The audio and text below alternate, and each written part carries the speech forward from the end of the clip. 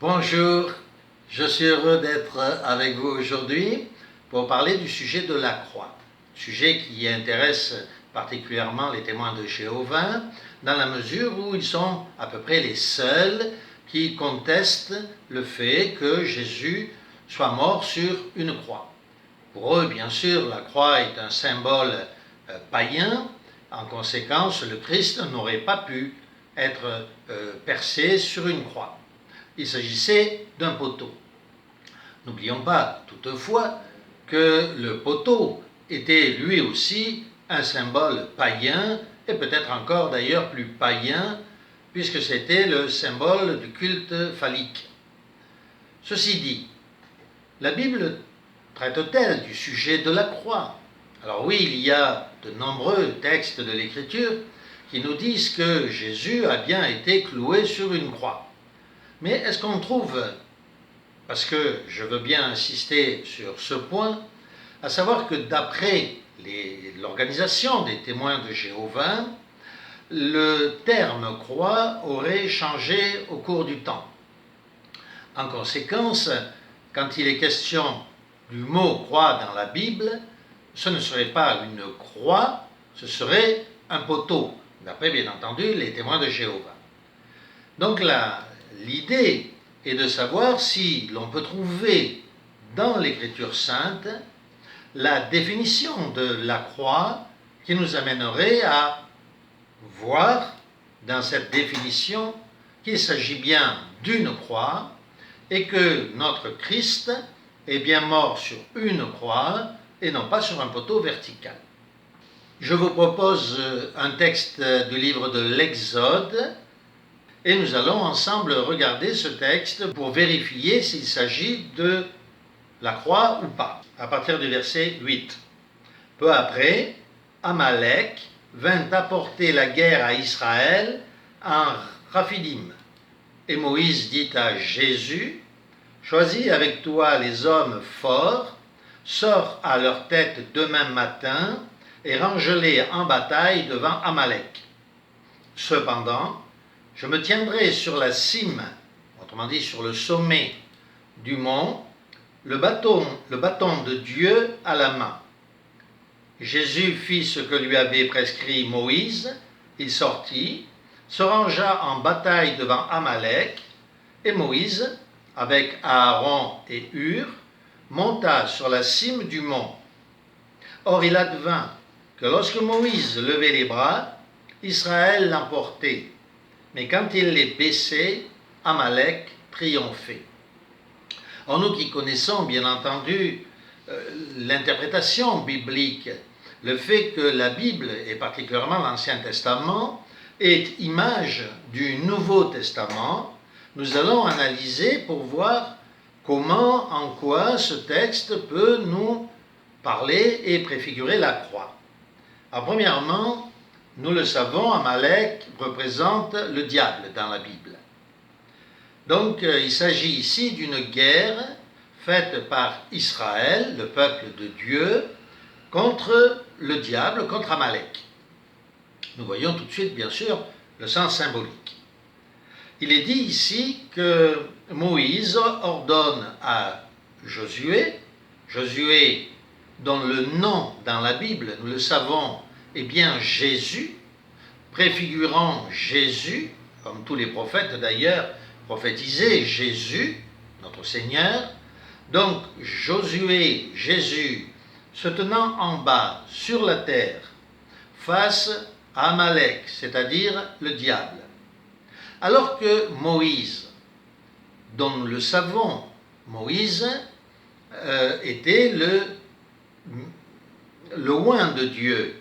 Alors en hébreu on dit le oint, mais en grec, vous le savez, dans les Bibles grecques, le mot grec, c'est le Christ. Je vais par exemple vous le montrer dans 2 Chroniques, au chapitre 6, verset 42, alors qu'il est parlé de David, il est dit, « Seigneur », c'est David qui parle de façon prophétique, « Seigneur Dieu, ne te détourne pas de ton Christ, autrement dit de moi, David. Seigneur Dieu, ne te détourne pas de ton Christ, de ton oint, de ton choisi. souviens-toi de ta miséricorde envers David, ton serviteur. Et chaque fois qu'il est parlé des serviteurs de Dieu, il est utilisé donc dans certaines versions de type Vulgate le mot oint, de ton oint, Israël loin de Dieu, alors que dans les Bibles grecques, il est écrit, bien sûr, Israël, par exemple, le Christ de Dieu. Donc Moïse était bien le oint, autrement dit le Christ de Dieu, et ce Christ de Dieu est en train de, nous le voyons dans le récit, de gravir la montagne, le bâton de Dieu, est-il dit, le bâton de Dieu à la main. Le voilà donc, le Christ, sur le sommet de la montagne, le bâton de Dieu à la main, alors que Jésus, qui se trouve en bas, se trouve sur la terre face au diable Amalek. Jésus se trouve en bas, alors que le Christ se trouve sur la montagne. D'ailleurs, rappelez-vous, l'apôtre Paul utilise toujours l'expression Jésus lorsqu'il parle de Jésus en tant qu'humain, et l'expression Christ lorsqu'il est question de Jésus dans sa position céleste. Oui, nous avons ici, dans le livre de l'Exode, cette même présentation.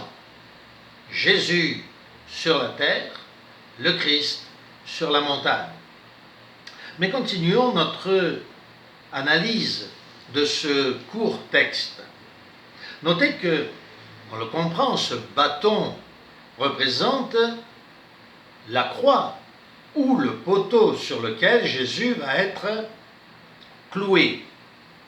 Nous allons donc voir s'il s'agit bien d'un poteau ou d'une croix. Encore une fois, j'insiste sur le fait que Jésus, lorsqu'il fut cloué, le fut sur la montagne. Continuons, ou revenons à notre lecture au verset 11, où il est écrit « Il advint que lorsque Moïse levait les bras, Israël l'emportait, mais quand il les baissait, Amalek triomphait. » Quelle était donc la position des bras de Moïse? Il est évident qu'il ne tendait pas les bras devant lui pour les lever. Il est évident qu'il les tendait sur le côté, en forme de croix, et que lorsque ses bras étaient levés, comme le Christ cloué à la croix, Josué, Jésus en bas, gagnait la victoire, et que lorsqu'il baissait les bras, autrement dit qu'il perdait la position de la croix, Jésus, dans son combat en bas, reculait. Il s'agit ici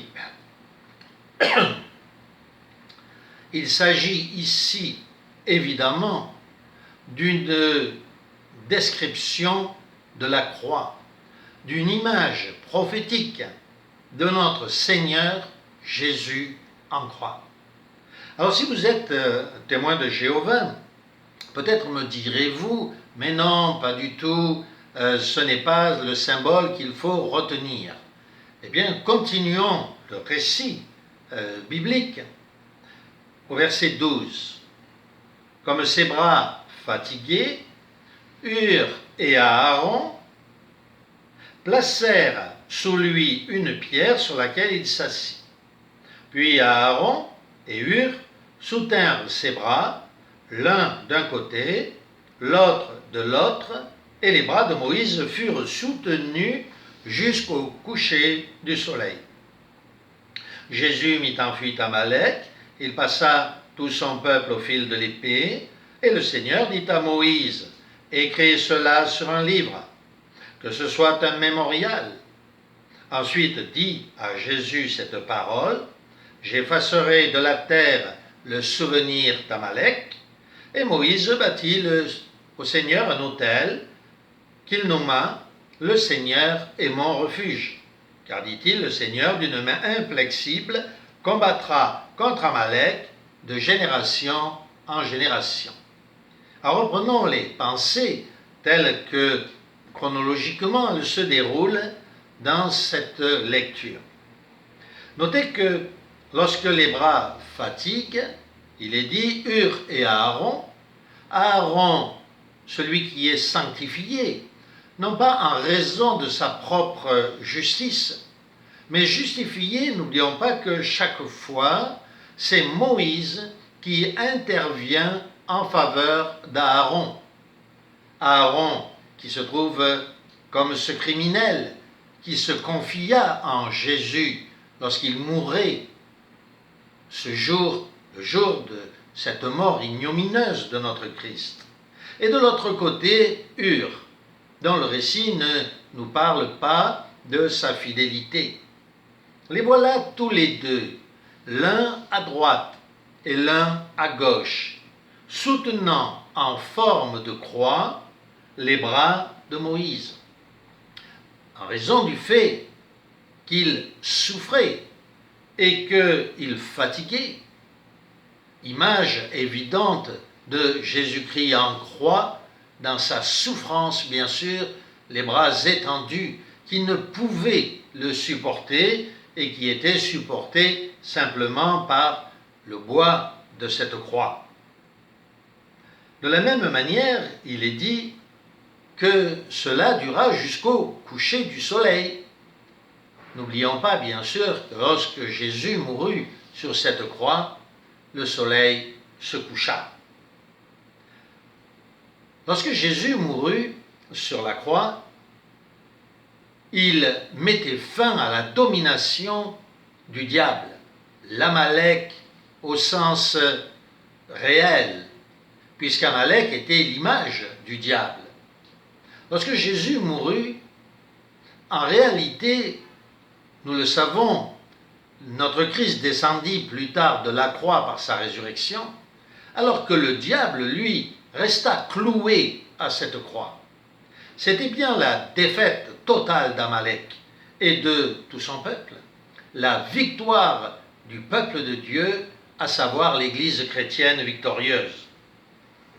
C'est pourquoi nous avons lu que le Seigneur demande à Moïse d'écrire cela dans un livre. Ce livre, bien entendu, c'est le récit de l'Exode que nous pouvons lire aujourd'hui. C'est pour nous que cela a été écrit.